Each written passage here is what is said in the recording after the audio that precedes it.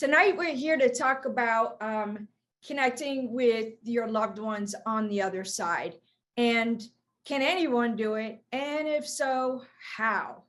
So the simple answer is yes. We all have the ability to connect with our loved ones.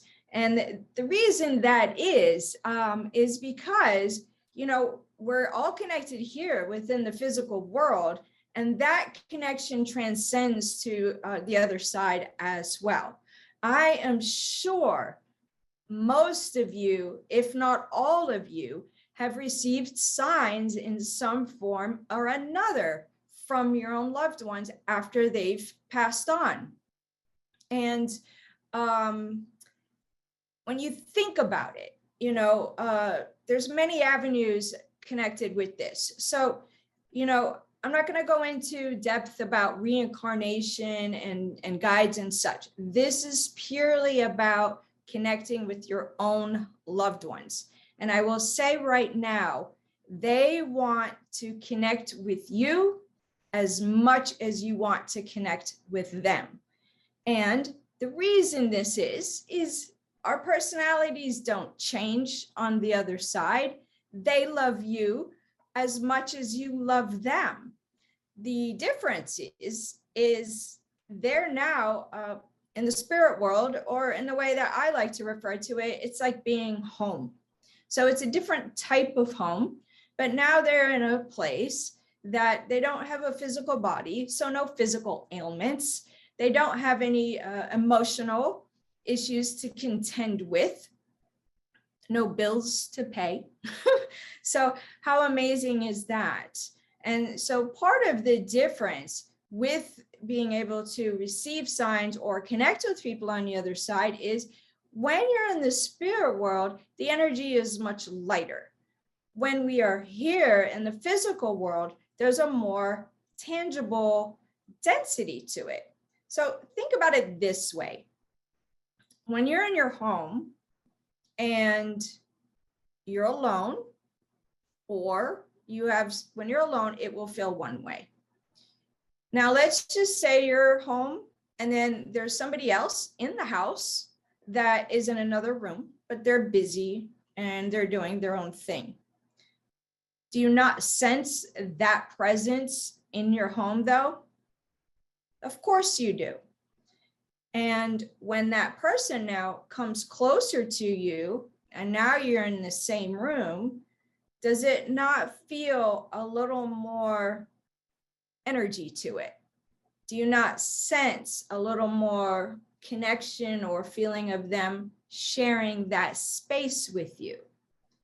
If you use that simple, basic analogy, then think about your loved ones as just being in another room. You're still connected to them, but there's also a little space and distance. So hopefully you see what I'm getting at here. I'm just trying to keep it as fundamental as possible. So you don't need to be a medium to connect with your own loved ones. You don't need to have special abilities. We already have those special abilities that are required. What are those? Well, hearing. We actually have our hearing. We have knowing. We sometimes just know things. We have that feeling. Now, this is referred to as clairsentience, right? This feeling. And that same feeling, that is going to be the most common way that you sense that your loved ones are around you, is through feeling. So let's go back to, you can feel that there's somebody else in the other room, even though they're not right next to you, right?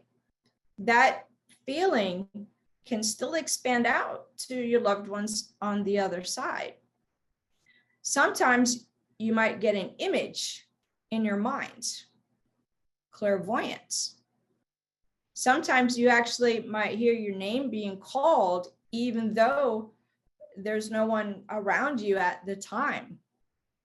So, and that is clairaudience. So these are the very senses that you may hear mediums talk about, or if you've been in any classes that you talk about clairsentience, which is feeling, clairvoyance, which is seeing, clairaudience, which is hearing, and claircognizance, which is when you just know. You don't know how you know, but you just know. These are innate senses that we all have. So therefore, you automatically, innately have the ability to connect to your loved ones on the other side. And keep in mind that that is your home too. So it's just an extension. What makes it a little bit harder, though, is the lightness of it. So I want you to think about trying to drop the expectation of what it is like and take it back to what you experience. So for those of you that are getting signs already, build upon those signs, all right? When you get a sign that you know without a doubt that your loved one is making a connection to you, thank them for that sign. Thanking them goes a long way, guys. It really does, because it takes a lot of effort for them to give you a sign. So when they give you a sign and you say, oh, I got it, thank you, that builds a stronger connection with them, because they'll say, okay, now they're recognizing my sign. Now I'm going to send more. I'm going to send more. And this is what we want, don't we? We just want to know that they're okay. We just want to know that they are still connected with us. It doesn't make the physical presence of them, being here, that doesn't substitute for it, but at least that connection remains. Absolutely. So going back to that analogy, you're in one room and one of your loved ones is in another room, or that example, okay? I want you to think about you here in the physical world and your loved one being in another room.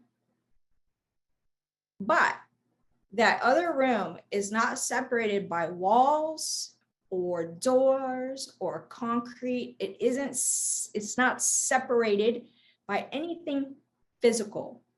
It's just separated by a little bit of energy.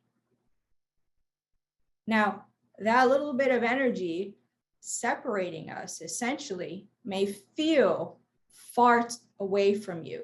Or you may wonder, well, if they're in heaven, isn't that up and far away? Well, no. And also, energy can transcend anything. So no, they are not far away.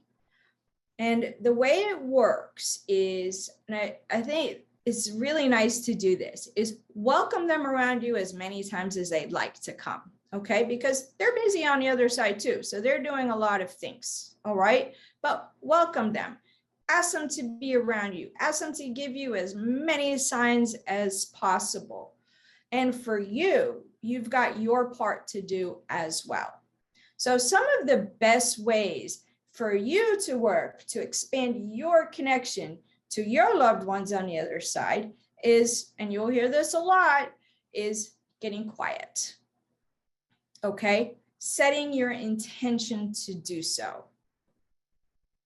Trying to cut out the noise of the mind. Trust that it can happen, it will happen, and it is intended to happen. Trust. When you hear something, feel something, something drops into mind and you question, try not to doubt it. Trust and doubt are our two biggest hurdles to overcome. Always. So, a practice that you can do, it's a very basic practice, but every day at the same time, whatever is a good time for you, well, you'll have a little bit of space for yourself. Maybe it's 6 a.m. before everyone is up and about. Maybe it's 7 p.m., maybe it's 9 p.m. It doesn't matter. Whatever time of day is the ideal time for you, just to have 5-10 minutes to yourself without disruption, okay? Put the phone off or completely on silent, do not disturb, ideally, or airplane mode, so something can't cheep in. And say to your loved ones, all right, I'm gonna sit at this time every day, or 3 times a week, however many times you have the opportunity to do so, because I recognize we're all busy, okay? But the practice of just, I'm gonna sit at this time, and I would love it if you would join me. What you're doing here is you're doing a couple things. Number one, you're setting an ideal space, not only for you, but for them. But mostly it's for us because they can come around anytime they wish. But for you to try and really work at this, and it does take practice, okay? It absolutely takes practice. And what we're talking about here is building some intentional connections. We love the unintentional connections that happen with these signs on a regular basis. But let's start small with how you yourself can build a stronger connection. So you set that appointment time, okay? And you just want to take a few deep breaths, and you just want to get quiet. And again, try to have no distractions around you as much as possible, all right? And just say to them, I'm here, and I want you to be able to tell me or feel or give me some sign that I know it's you without a doubt. And I want to build a stronger connection so we can have a back and forth communication, because I love so much the signs that you give. But now I want to build it stronger, you see? And so as you sit, try to do it without expectation, but curiosity. Try to do it with pushing trust and doubt aside and being more welcoming, invitational, curious, and just allow for what may happen during that time. And if you feel nothing at that time, please do not get discouraged, because this takes practice. And over time, with practice, I am sure that you will have a connection that you cannot doubt. And I know what will happen too. You'll say, oh my gosh, I got something really good. And then you'll pop right out of that space. That's okay. Just keep practicing. It's good to have that excitement. It's good. And here are some of the little things that may come about for you. You might feel a sensation on one side of your body. You might get chills. You might even feel something around your head. Maybe you won't feel so much, but maybe you'll just have that like, I know someone is here right now. I just know it. I don't have the physical sensations that Amy is talking about, but I just know without a doubt in my heart, I know you are here. That counts. Maybe you get an image that just flies through and you think, wait a minute, I must be bringing up a memory. That's my imagination. But is it? Is it your imagination if you weren't thinking about that one thing at that moment? No. That is how clairvoyance works. It happens very quickly. Perhaps a name or a thought or a phrase or even part of a song drops into your mind very quickly. That is also how communication works from the other side. Be gentle with yourself. Don't push. Don't be pulling from them. Invitational. open to any experience that will happen. Trust that your loved ones are going to come in a loving manner with good intention. No need to worry about, oh my gosh, I'm opening up to big things I don't know anything about.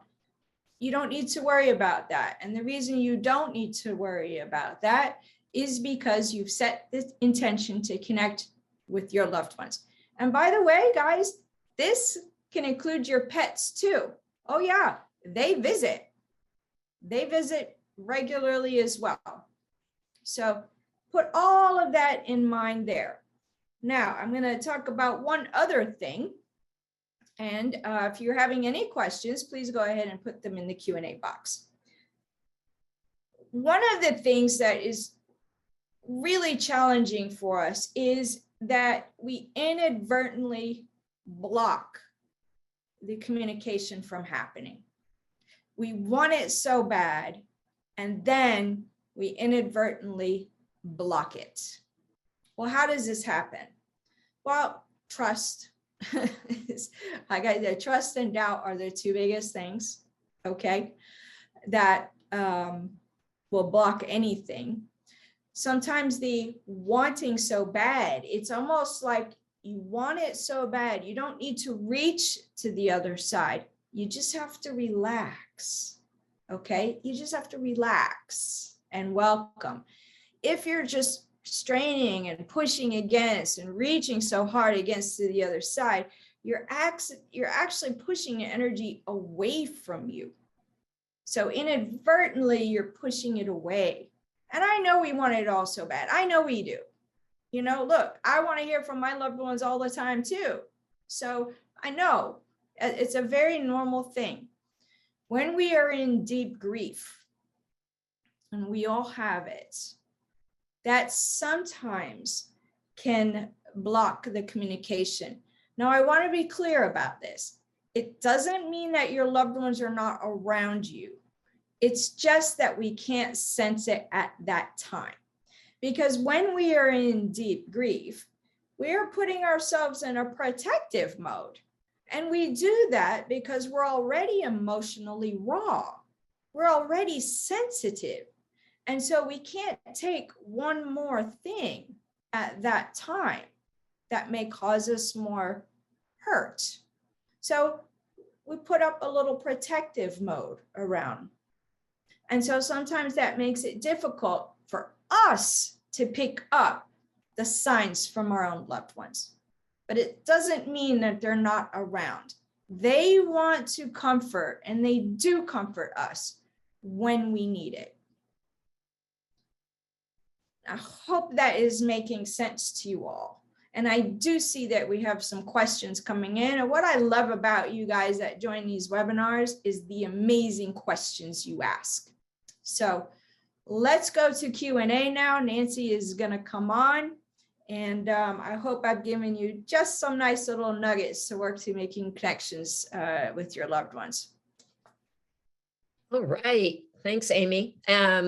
Now, the very first question is from Anonymous, and you already started to answer it just now when you were talking about grief. But I know a lot of people have this question, and it's worded in a particular way that I want to share it with you. So, Anonymous says, it's discouraging to desperately keep asking for a sign over and over and never get one. What can prevent a loved one who has transitioned from communicating with us or getting a sign through to us? That is an excellently worded question. So thank you for writing it that way. It is very discouraging. And there's a few things that go along with this. One is, keep in mind that when we transition to the other side, we don't change. Our personalities don't change. Therefore, our style of communication does not change. So if your loved one has a very different style of communication than you do, perhaps you're more analytical and they're more visual or more emotional, right? So there might be a difference in how they may be giving signs, but then it's a difference in how you are picking it up. So the way I like to work with this is say to them, and you can talk to them in your mind. You don't need to speak out loud ever. All right. And they do hear you. It's just sometimes we're not getting them back. But what you can say to them is, all right, I want to trust that you are around, and I really want to hear from you. Can you please give me a sign in the way that I know it is you without a doubt? Can you please give me a sign in a way that I can understand it is you? I don't want to be missing your signs. So please provide me a sign in a way that I will understand it. And with that kind of openness, you see, again, it's an openness. That's what we want. So I hope that helps. And lots of love and blessings to you, because it is really hard when we're in that space. So you were just mentioning a minute ago about, saying it in your mind or out loud. And there was a question, says, should we talk out loud or in our minds? And I wonder if you can say a little bit more to help people understand, like, is one better than the other? Is it personal preference? Is it equally strong if you say it out loud or in your mind? What do you recommend? No, it's not stronger speaking out loud. And I'm going to make a little bit of a joke here right now. Okay. So I don't want anybody feeling like, all right, I'm here to speak to you. So if you can, I hope you're hearing me. You don't need to speak out loud. Okay. It's a mind-to-mind communication. And if anybody has had a medium reading or observed a medium reading, what you may not always recognize is the medium is having a two-way conversation with the person on the other side while speaking with you. And we're not sharing with you everything out loud. They can hear us. And this is exactly why sometimes they answer things in a reading that you haven't even brought up, is because they hear you thinking about it. So in your mind, mind to mind. So there are a couple of questions here about different kinds of signs that people are asking if this is a sign or could be a sign. So we'll touch on a couple of them here. So one is, for example, Nancy asks, do you feel that a visit from a cardinal bird is truly a visit? Or what about finding a coin on the ground? So these are some signs that some people are kind of aware are often thought of as signs. So what is your take on that?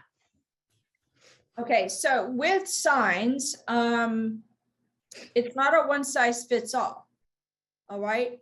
So yes, coins are a big sign. And the reason coins come in a lot is because of the metallic nature of it. It's just something easy for them to manipulate.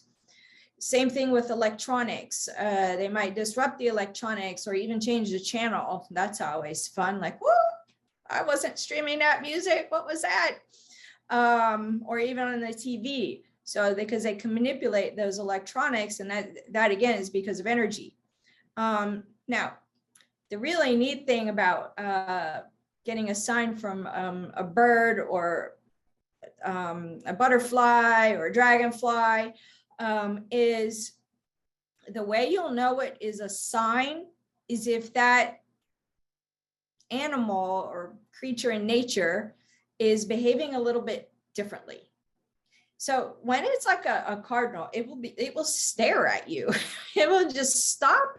It won't continue looking around and you just happen to see a cardinal there. It will behave differently. Sometimes they even tap on the glass, but it's the behavior. Like if you ever have like a dragonfly just kind of go around you and you think that dragonfly has been here for a really long time going around me, that is how you'll know it is a sign. Music, if somebody on the other side really liked music, they may place a song in your head where you'll hear either the name of the song or the artist or one particular lyric. And that is also a way they give a sign. You may get a smell. a smell that reminds you of them. You know, maybe you have somebody that smoked on the other side, but you don't smoke and nobody smokes in the house, but you're smelling cigarettes. Or you smell a smell that reminds you of them. Wait a minute, that perfume, you know, or that aftershave, whatever it may be. So it's not a one size fits all. Somebody was asking about perfumes, incense, flowers, and you anticipated that. So there's another one here, and it's funny to me because this is something that you and I joke about. Michelle says, I continuously see a light flickering. I thought it was my dad. How do I know it's not the light bulb? LOL. Hey, all right. So why we joke about that is because sometimes a light bulb is just going out. But what you can do is say, okay, Dad, is that you doing that? And the first answer that pops into mind, you go with. If it's a no, but you're not having an electrical issue, then go to the next loved one that you may think will be doing that. Okay. And the other thing is when you feel somebody around you and you say, I feel like somebody is here right now. Can you tell me who you are? Whoever pops into mind first will be that individual. Okay. Because remember, they want to be recognized, you know, and let you know that they're around. So go with the first thought or feeling and try not to doubt it. And we have a couple people I'm following. One of the other questions, I'm jumping ahead a little bit, but Rachel says we've had what we think are signs such as a light turning on when we're upset. But also here's the part I'd like you to speak to, because other people are asking this, feeling like hands are touching you. And somebody else was saying at night, they feel something on their leg or hip. And so does that happen? Are those signs? Are those visits? Absolutely. Absolutely. And I know so many of us, I know for me, growing up in times when I was living alone, I would just feel a hand on my shoulder. So it's it's actually a very nice gesture. It's, you know, when you're laying down and somebody just give you a touch. But I really like the person that acknowledges that the light comes on when they're upset. Now that is a really strong sign to say, hey, we're here to support you. That's beautiful. Thank you for sharing that. Sherry wants to know, can a vivid dream of a loved one be a sign? Yes. A vivid so dream. That's a visitation dream. The difference with a visitation dream is you will remember all of the details and you'll feel like you're with them. We actually did a webinar, and Nancy's going to put it up. Right? Oh, yeah. She'll put it in the chat box where we did a webinar on why don't I get visit dreams. So you can learn more about that on YouTube there. But yes, visit dreams are special, and we don't all get them, unfortunately, but you can learn more in that webinar about why or why not. So a common question is how long, so when somebody does transition, how long should you wait, or how long would you expect before you might get a sign from that loved one? Oh goodness, you can get a sign that day. So you can get a sign immediately. What we often find is in the early parts, like close after they transition, the signs may feel really strong and significant. And then it starts to ease just a little bit. And usually I attribute that. Now, this is my understanding, okay? But we attribute that to them being so close to you. And it doesn't mean that they're not making their way to the other side. But remember, they want to comfort you during your grief as well. So you can get signs immediately. What I do often recommend is that you do wait for a reading, though, at least 3 to 6 months, just to allow a little space for your grief, you know, because when you're in that deep space of grief, the medium is trying to do a reading for you, and as badly as you want to hear, you're still kind of in that state of shock, right? So just try to work through easing that adjustment just a little more before getting a reading. Yeah, I feel you anticipated a question from Anonymous. Does the depth of grief or the timing of the passing matter when trying to connect with loved ones? And you've mentioned about the timing, but and that you were speaking about a reading with a medium, but what about if you yourself are in grief and you are wanting to connect? You know, it can be difficult. And I will share with you a personal story on that one. So one of my grandmothers, I mean, we were, she was my everything. And when she transitioned, I didn't want anything for 2 months. I didn't want to sign. I didn't want anything, believe it or not, which is contrary to what a lot of us, want. But for me as a medium, that would make it real for me, right? So I kept, nope. I shut it down. I don't want anything. And then Nancy was meditating and came to me and said, okay, look, you need to speak to your grandmother because now she showed up in my meditation. So, okay. It can be hard to get those signs. It doesn't mean that they're not happening. You yourself, you don't have to wait. You don't have to wait. However, I also don't want you to feel disappointed or let down if you're not recognizing the signs. It's really important that you be gentle with yourself. And the thing that I can say with every ounce of my being is that your loved ones are around you and supporting you. It's just that we're not able to feel them or get it during that time. And they are okay. We don't need to worry about them, regardless of age or how they transitioned. We don't need to worry about them. They are great. So this is a really poignant question from Gina. How would you talk to your child who passed at 3 days of age if you never had communicated with him by talking? My heart goes out to you, Gina. And, for parents, first off, let me say it's one of the hardest adjustments to make. If Nancy could put up, Helping Parents Heal is a fabulous organization, which is a not-for-profit with lots of resources and support for all run by parents. So that could be a good support for you if you're not aware of it. Now, what is truly amazing, because I have connected as a medium with infants for their parents, very unexpectedly. They weren't trying to make a connection. But you see, we're a soul. And many of you probably have heard this before. We're a soul living a human experience. The soul is very intelligent, and the soul can communicate with you. So even though you didn't have verbal back and forth, a 3 day old, was it 3 days or 3 month old? It doesn't have 3 days, does not have the ability to communicate in the physical world, but the soul does. And so you can still get signs and you can still have communication.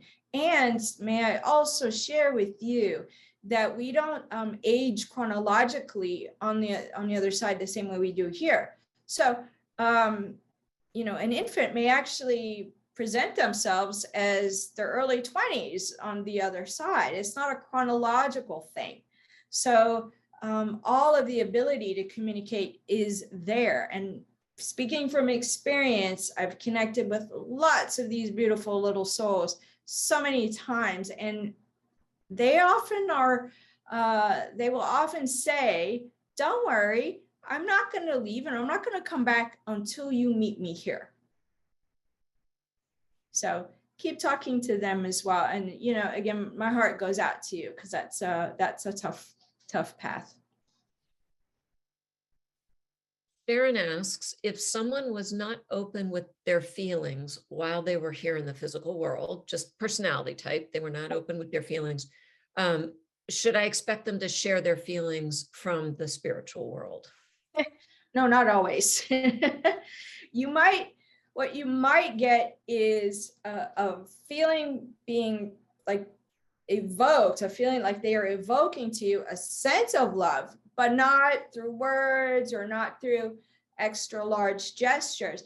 If the person, quiet people, oh my gosh, people who were quiet while they were here, still quiet on the other side. I'm telling you that communication, sometimes it's just, so it being quiet as well. They're not going to just chat. So, but they will still give you signs. So in the case of an individual who is not overly emotive while they're here, they might give you communication or signs through words, right?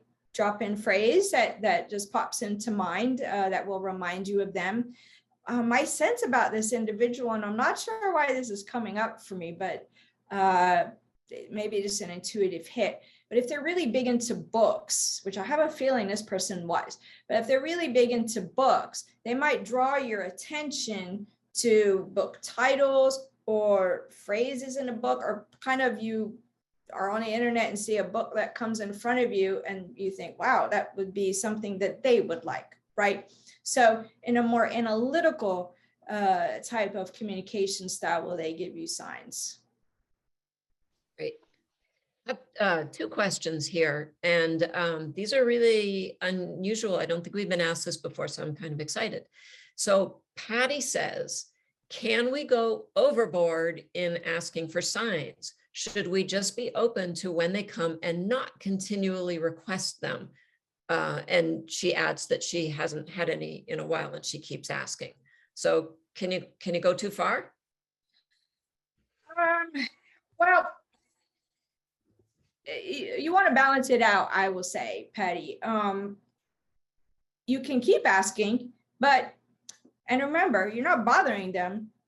But may I remind you that they work very hard to give you a sign. So if you are getting them, please say thank you and say, maybe do it like this. Oh my, I love it so much. Keep them coming. All right. You want to keep it light. You want to keep it fun. Maybe not in a demanding way. And if it feels like for a while, like, okay, I haven't gotten a sign from you. I used to get them all the time. Look, I am not shy to say to my loved ones, I know you're busy. I haven't heard from you in a while. Where the heck have you been? Can you please give me a sign? Be fun with it as well. So yes, they have a very busy life on the other side. And sometimes they just are, doing some of their things, but go ahead and ask, and try not to be in the commanding, demanding way, if you will. Actually going to throw something in too, just not from the medium perspective, but from a coach perspective, that if you are asking and asking and asking and asking, you may be setting yourself up with an expectation that's not realistic. And that could further block things. It makes me think of, for example, when you go on a long trip in the car and 10 minutes after you left your driveway, like, are we there yet? Are we there yet? Are we there yet? And like, you just make yourself crazy. No, we're not there yet. We're not going to be there for 9 hours. Are they right? So you can almost kind of get yourself into a state that you didn't mean to, in terms of where your attention is. And that seems to me, just not even with the spirit world, but just with yourself, it seems like that could cause something. That is a great add. And I will also round it out with, as you keep asking and asking, perhaps they're communicating with you in a way that you're not recognizing. So you might be asking, and they're going, but I'm doing. You're just not seeing this way, or you're not getting it this way. So in that way, as well. So if you look at, what Nancy added and what I've said, perhaps that will help you a little bit. But, you talk to them all the time in the day you want, but they're not going to give a sign necessarily every day. So here's another unusual question from Anonymous. I get that the majority of people may be eager to make a connection with a transition loved one. Can you talk about easing the anxiety or fear of actually connecting? Like when you get a connection, That's how do how you I'm do reading that? it. Yeah, right. Right. That the connection happens and then that person's like, Oh, maybe sure. feels something. Right. Yeah. We say, woo woo. I wanted to what? Oh my gosh, it happened. You know, um, you know, that's such a great question. Because first, I'd probably wonder, was it true anxiety, or were you feeling the pressure of your loved one being close to you? Sometimes that energy can feel like anxiety, and that's a common occurrence where somebody says, I'm, they feel anxious, and actually it's the closeness of the energy of spirit coming really close to you. So it may not actually be anxiety. Now, if you feel like, okay, you've been asking, you get it, and then it's a little bit too much for you, don't be shy and say to them, I love that. That was a little bit much. So can you be perhaps a little bit more gentle until I get more used to that kind of way? Remember, everyone, they are still people. So speak to them as the people they are. All right. And don't be afraid to speak to them as the people they are. So if it's a little much and yet you love it, you're not going to be sending them away forever. They understand what's going on. They're very bright individuals over there. This is a little bit change of subject here. Is it possible to have these conversations or signs when you're in between sleeping and awake state? Or should you be, or do you have to be fully awake? Oh no, we can get a lot in that state, and that state is very similar to the meditative state. So you can get so many things in that state, and also many of you may have recognized or have had this happen when just at the end of the day you're just winding down, and all of a sudden you feel like, wow, all of this busyness is happening. Why can't I get some of those signs or connections in the daytime? Well, distraction, number one. And number two, as we're winding down in that, in between state, between awake and going to sleep or waking up, that state is also, we're far more open to the spirit world communication. Also, that's why a lot of times at 3:30, 4 o'clock in the morning, there's a sleep rhythm that also we may be more open, and we might wake up, and be startled, but feel like, wait a minute, somebody was there. So it's that openness. It's just a matter of where the energies match up, your energy and their energy, and the openness of the spirit world and such. So yeah, you can get a lot of things during that time. What we probably like to really get the goal towards is making it a little more intentional. So you can say, I know that was you. So we love the unintentional and unexpected signs. We love them too, and visits. And then at other times you want to be able to say, all right, I'd really love it if you visit now, and recognize it when it happens. So we have a lot of great questions that we're not going to have time for. So what I'm going to do for the last question is pick one that I'm seeing a number of different people are asking the same question. Okay. Yes, and time went fast. Yeah, it really did. And so a number of people have pointed out that you keep referring to the people on the other side as being busy. They're doing things. So quite a number of people are saying, okay, great. What are they doing? What are they doing? What are they doing? What the heck are they doing over there? Well, many, many things. So for some individuals, and look, this is all has been shared with me from people on the other side in readings. So this is where I get my information from, are those very individuals. So some of them really stand out for me, but people have had like hobbies. Some of the things that they've shared is they're like, oh, I'm getting to perfect this now. Or I've met up with this teacher on the other side, somebody that may have transitioned way before them. And so I'm learning more about that hobby. Don't joke, but I've actually, don't think I'm making this up, but some people on the other side have also talked about meeting up with some of their the musicians that they were fans of. Well, why is that? Well, because we're still people on the other side. There isn't, there's no fanfare, no fame on the other side. All right. Some people choose to continue to learn more, whether it's academically, and the way they show it to me, the way I like to describe it, it's like the biggest library you've ever seen. So if somebody has a real inquisitive mind and they love learning, they will continue to do so. Some people had some things that occurred here in life that perhaps they would like to work on more. And so there's actually, support for that on the other side. So sometimes they're like, you'd be so proud of me. I'm in school, or trying to work on myself. Younger people who didn't graduate here, sometimes they will continue to do some of that on the other side. And a lot of times they'll show me a graduation cap and say, Mom, I'm so proud. Dad, I'm so proud. You'll be so proud I finished my schooling. So they can be that. People who like speed, like fast cars and fast things, they'll joke like, I've been on motorcycles, I can get all the cars and fast things I want because, well, I can't get hurt and die here. So, all of the fun things that you like to do, building different houses, the possibilities really are endless. And it's all about manifesting the things that you would like to be able to do on the other side, in addition to being there for your loved ones here, in addition to, connecting with many different individuals on the other side. So let's try not to keep it in a small little world. It really is, the possibilities are endless.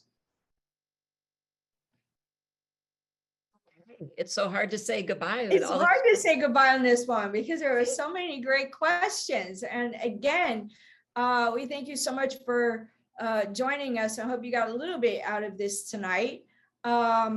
I know that the other webinars are not up there yet, and we will keep doing them monthly. That's a little bit on me. I'm delayed in getting those up. So I promise that we will get some more up there. And if you're on the webinars newsletter, you'll see them. But in the meantime, all of you take good care of yourselves. Thanks again for joining. And as always, your most amazing questions that you guys ask. We really appreciate it. Take good care.